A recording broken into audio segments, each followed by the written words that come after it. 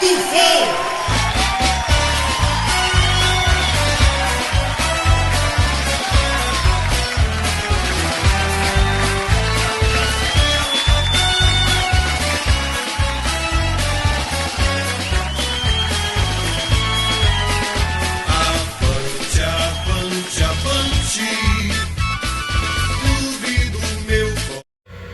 Salve família, salve rapaziada, tudo bom com vocês? Aqui quem tá falando mais uma vez sou eu, Fernando Carneiro, dono do canal Resenha Tufão, canal da torcida que mais cresce no estado do Amazonas.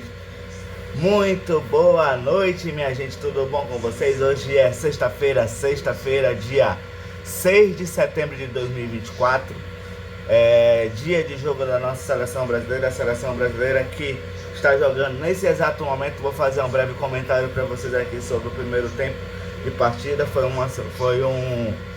primeiro tempo de um nível técnico que a seleção vence o jogo pelo placar de 1-0, gol de Rodrigo. Porém, é um jogo com nível técnico muito abaixo do esperado. Dorival Júnior até acerta na escalação dos jogadores, porém a maneira que a seleção insiste em jogar está oferecendo muito perigo para a nossa zaga. Nossa zaga está bastante exposta, até porque ele joga com 3 atacantes espetados na frente e com 3 meias de criação, porém ele fica sem defesa na zaga. Se você não consegue pressionar a saída do adversário, a tendência de ele conseguir puxar um contra-ataque e pegar a nossa zaga desvanecida é muito grande.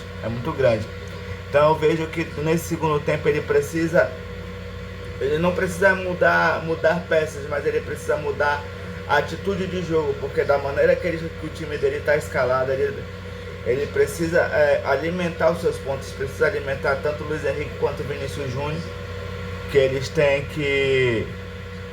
têm totais condições de ganhar o jogo no mano a mano, e com isso o Brasil sair com uma grande vitória.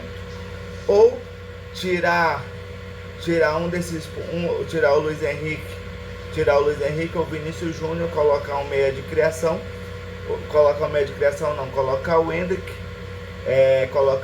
de camisa 9 e recuar o Rodrigo para ser um quarto homem de meio campo, para ser um camisa 10 de fato, que aí sim ele vai fechar mais o meio campo, aí o Brasil para de passar sufoco. Então daqui a pouco vai começar o segundo tempo. Aí eu trago a parte final do vídeo pra vocês, beleza, gente? Então, até daqui a pouco, tamo junto. Final de partida no Couto Pereira, Brasil vence o jogo pelo placar de 1-0, gol de Rodrigo. Foi um segundo tempo onde a seleção não conseguiu achar o seu melhor futebol. As mudanças feitas pelo professor Dorival Júnior não surtiram efeito. O efeito esperado foi praticamente que trocar 6 por meia dúzia, quando você troca o Estevão pelo Luiz Henrique. Mudança interessante, na minha opinião, foi a colocação do Gerson, que na teoria era para ele ter dado uma sustentação melhor no meio campo, além de melhorar o passe. Porém, quando o